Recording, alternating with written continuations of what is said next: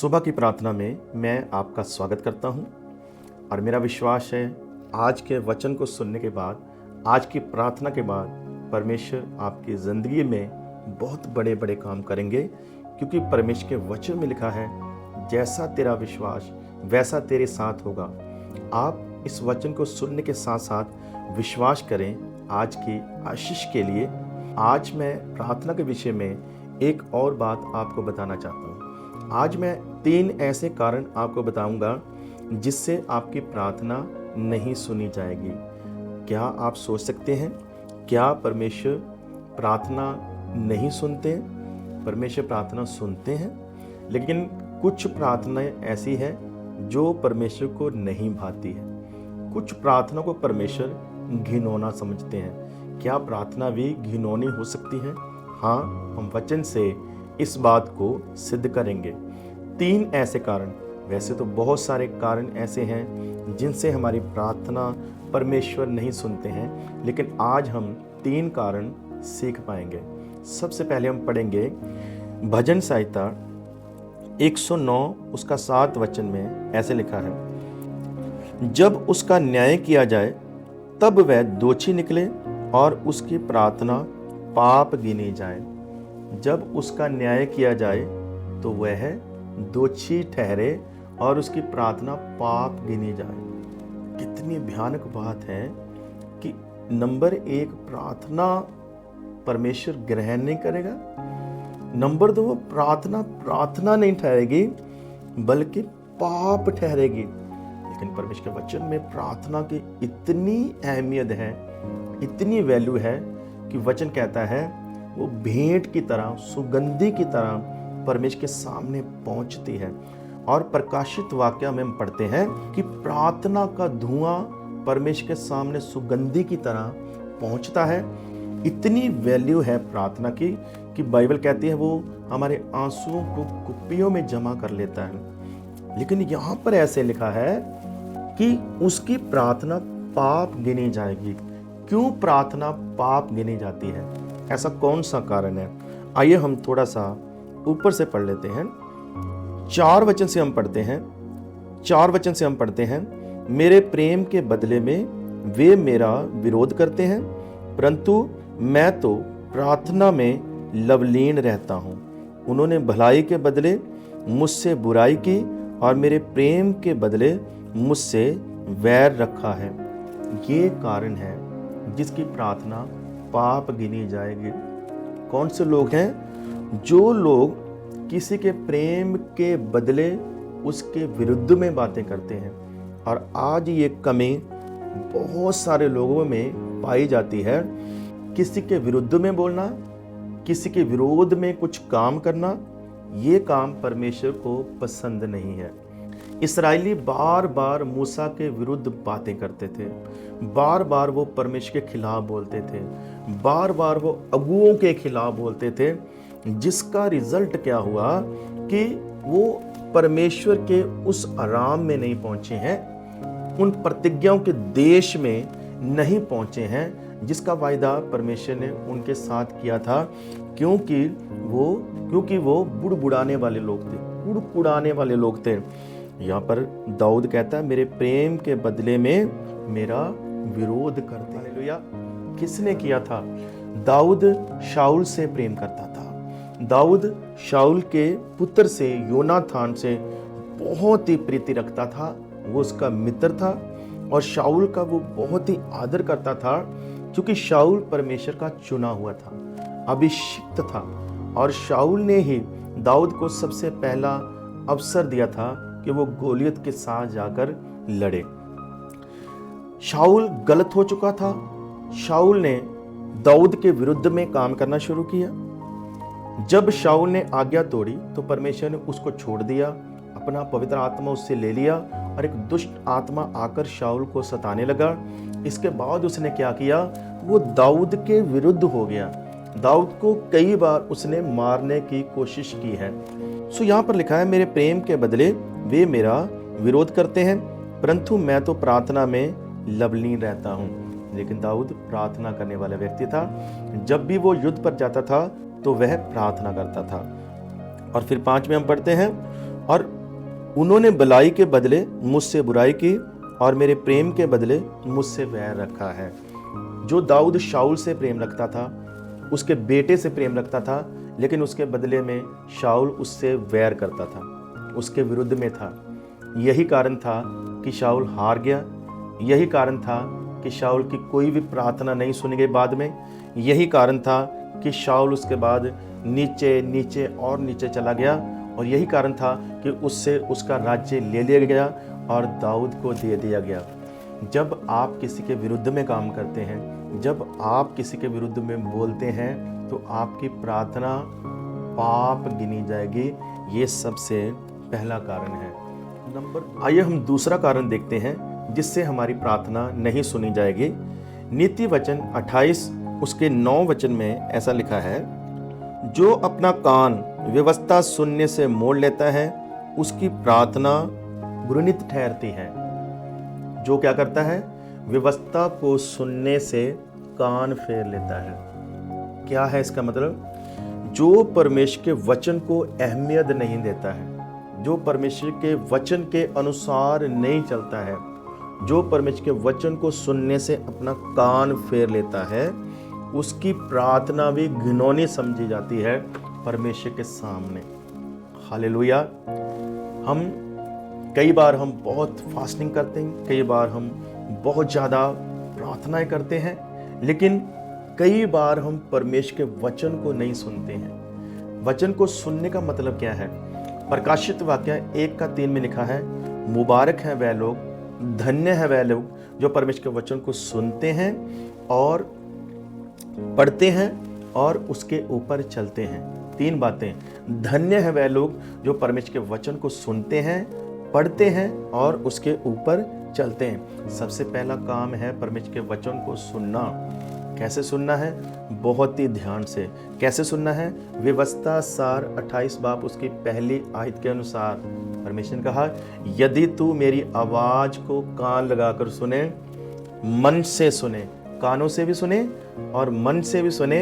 ये दोनों बातें व्यवस्था सार 28 उसकी पहली आयत में लिखा हुआ है। लेकिन कई बार कानों से तो सुनते हैं, लेकिन हमारा मन कहीं और होता है। मन मतलब ध्यान कहीं और होता है। प्रभु यीशु मसीह ने कहा, ये सुनते तो हैं लेकिन ये समझते नहीं। समझते क्यों नहीं हैं? क्योंकि इनका मन कहीं और है। ये सुनते तो हैं लेकिन उसको पूरा नहीं करते हैं। आपको परमेश्वर के वचन को कैसे सुनना है? पूरे ध्यान से, कान लगाकर और पूरे मन से सुनना है। लेकिन जब हम सुन लेते हैं तो क्या सब कुछ पूरा हो जाता है? नहीं। सुनने के बाद दूसरा स्टेप आ जाता है, उसको करना। जो लोग परमेश्वर की व्यवस्था को नहीं सुनते हैं या उस पर ध्यान नहीं देते हैं या उस पर नहीं चलते हैं, तो परमेश्वर के सामने हमारी प्रार्थना घिनौनी समझी जाती है। प्रार्थना करना कहने का मतलब कि अपनी बात परमेश्वर को सुनाना या अपनी बात मानने के लिए परमेश्वर के सामने जाना या अपनी किसी डिमांड को लेकर, अपनी किसी रिक्वेस्ट, विनती को लेकर परमेश्वर के सामने जाना। और हम ये चाहते हैं कि हमारा परमेश्वर हमारी सारी बातों को सुने, हमारी सारी प्रार्थनाओं को सुने और हमें उत्तर दें। लेकिन मैं आपसे कहना चाहता हूँ, क्यों परमेश्वर हमारी आवाज़ को सुने अगर हम परमेश्वर की आवाज़ को नहीं सुनते? प्रूफ क्या है कि हम परमेश्वर की आवाज़ को सुनते हैं? ये सीखना पड़ेगा हमें अब्राहम से। अब्राहम को परमेश्वर ने जब जब भी पुकारा, एक ही बार पुकारा और उसने कहा अब्राहम, तो उसने कहा मैं हाजिर हूँ। इसका मतलब उसका कितना ध्यान है परमेश्वर की बात को सुनने के लिए। सिर्फ एक ही बार, 2 बार परमेश्वर को अब्राहम अब्राहम कहना पड़ा जब वो मोरिया के पहाड़ पर अपने पुत्र को कुर्बानी करने के लिए बिल्कुल तैयार था और छुरी चलाने वाला था। तब परमेश्वर ने जल्दी जल्दी से उसको 2 बार आवाज़ दी, लेकिन तब भी वो परमेश्वर की आवाज़ को सुनने के लिए तैयार था और उसने कहा मैं हाजिर हूँ। तो आवाज़ तो सुनते हैं, लेकिन क्या उसको पूरा करते हैं? अगर सिर्फ सुन लेंगे, पूरा नहीं करेंगे, तब भी परमेश्वर हमारी प्रार्थना को नहीं सुनेंगे। हमारी प्रार्थना उसके सामने घिनौनी होगी।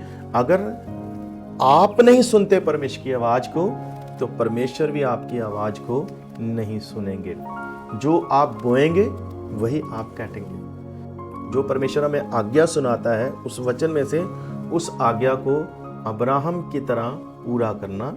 जब हम पूरा करेंगे तो परमेश्वर भी हमारी प्रार्थना को सुनेंगे, वरना हमारी प्रार्थना भी घिनौनी समझी जाएगी। प्रार्थना को ना सुनने का तीसरा कारण क्या है? आइए हम पढ़ेंगे पहला पतरस 3:7 में ऐसे लिखा है, वैसे ही हे पतियों, तुम भी बुद्धिमानी से पत्नियों के साथ जीवन निर्वाह करो और स्त्री को निर्बल पात्र जानकर उसका आदर करो, ये समझकर कि हम दोनों जीवन के वरदान के वारिस हैं, जिससे तुम्हारी प्रार्थनाएं रुक ना जाएं। जिससे तुम्हारी प्रार्थना रुक ना जाएं, इसका मतलब हमारी प्रार्थनाएं रुक भी सकती है। यहाँ पर क्या कारण बताया? यहाँ पर पति पत्नी के लिए एक आज्ञा दी है कि तुम दोनों को एक दूसरे के साथ निर्वाह करते हुए सहमति के साथ चलना है। मतलब एक मन होकर चलना है, इकट्ठे चलना है। जब तुम सहमत नहीं होंगे तो तुम्हारी असहमति के कारण तुम्हारी प्रार्थना रुक जाएगी। कोई भी हो, अगर हम आपस में सहमत नहीं हैं, तो नीति वचन में लिखा है, अगर दो जन आपस में सहमत नहीं है तो वो इकट्ठे नहीं रह सकते। और परमेश्वर जो है एकता का परमेश्वर है, और परमेश्वर चाहता कि हम में सहमति हो, हम सहमति के साथ चलें और हम एक मन हो, वरना हमारी प्रार्थना स्वर्ग में नहीं जाएगी। प्रभु यीशु मसीह ने खुद कहा, जहां 2 या 3 मेरे नाम में जमा होंगे, मैं वहां पर मौजूद हूं। और वो अगर इकट्ठे होकर एक मन होकर जो भी मांगेंगे उसको मैं पूरा करूंगा, मैं उस प्रार्थना को सुनूंगा। जो तुम धरती पर बांधोगे, ये किसी एक को नहीं बात कहा गया था, ये सब चेलों को कहा गया था कि तुम जो धरती पर बांधोगे वो आसमान पर बांधा जाएगा, जो तुम धरती पर खोलोगे आसमान पर खोला जाएगा। इस अधिकार को प्राप्त करने के लिए हमें एक मन होना है। और आपको पता है, शागिर्द लोग अक्सर झगड़ा करते थे, अक्सर लड़ते रहते थे, और उनकी लड़ाई पता क्या थी? मैं बड़ा हूं, मैं बड़ा हूं, मैं पहले आया हूं, तू छोटा है, मैं प्रधान हूं, मुझे ज़्यादा आता है, मैं यीशु मसीह की दाहिनी तरफ बैठूंगा। उनका ये झगड़ा अक्सर होता रहता था। इसी झगड़े को ख़त्म करने के लिए प्रभु यीशु मसीह ने उनको दीन करने के लिए उनके पाँव धोए थे। और प्रभु यीशु मसीह ने कहा था, अगर मैं गुरु होकर तुम्हारे पाँव धो सकता हूँ तो तुम्हें भी एक दूसरे के साथ ऐसा ही करना चाहिए और दीन बनना चाहिए। और उनके बीच में अक्सर झगड़े होते रहते थे, लेकिन जब उनको पवित्र आत्मा मिला, तो पवित्र आत्मा जब उनके ऊपर आया तो वचन में लिखा है वो सब एक मन हो गए। और पतरस जब खड़ा होकर प्रचार करने के लिए तैयार हुआ तो पतरस ने अपने भाइयों से कहा, बाकियों से कहा, हे भाइयों, मेरे साथ खड़े हो जाओ, हम परमेश्वर के वचन को बताएंगे। आज पतरस बाकियों को भी साथ ले रहा है। इसका मतलब उसका मन बदल गया है। पहले पतरस हमेशा आगे आगे होकर चलने की कोशिश करता था, लेकिन आज वो कहता है, भाइयों से तुम भी मेरे साथ खड़े हो जाओ। अब वो सब आपस में एक मन हुए हैं, अब वो आपस में सहमत हुए हैं, और अब उनकी कोई प्रार्थना नहीं रुकेगी। तो तीसरा पॉइंट ये है कि जब हम आपस में सहमत नहीं होते, जब हम आपस में एक दूसरे के साथ प्रेम नहीं करते हैं, तब हमारी प्रार्थना रुक सकती है। इसलिए भजन संहिता 132 उसकी पहली आयत में लिखा है, कितना अच्छा और सुंदर है, कितना सुंदर और अच्छा है कि भाई आपस में मिलजुल कर रहे।